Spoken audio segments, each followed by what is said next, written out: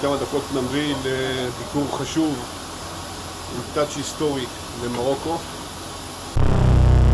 Sur le déplacement imminent du ministre israélien de la guerre au Maroc, l'écrivain antisioniste Jacob Cohen a estimé que la visite de Benny Gantz, qui a d'abord été chef d'état-major, est loin d'être anodine. Le ministre Gantz se déplace rarement à l'étranger. À ma connaissance, il a dû aller seulement aux États-Unis depuis la formation du gouvernement israélien.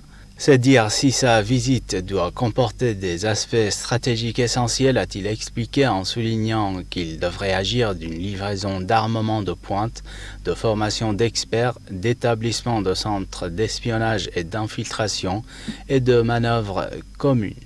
Il est probable que les deux armées définiront des plans à long terme pour verrouiller la région à leur profit et définir divers scénarios d'attaque ou de défense, a-t-il ajouté dans un entretien à Algérie 54.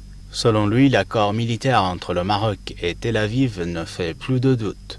Je dirais même que c'est une alliance stratégique fondamentale et cette alliance devrait être vue par la monarchie marocaine comme l'élément décisif qui lui assurera une place prépondérante dans la région.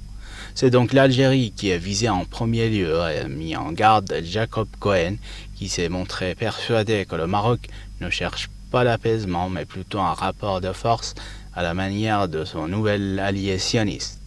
C'est de cette manière que le régime sioniste a gagné ses normalisations, ne lâchant rien sur les territoires occupés ni sur la Palestine, a-t-il poursuivi. Le régime chérifien espère asseoir définitivement sa souveraineté sur le Sahara occidental dans une première étape, analyse-t-il encore, en prédisant une envenimation des choses entre le Maroc et l'Algérie, car cette dernière pouvant difficilement tolérer une présence manifestement hostile à ses frontières.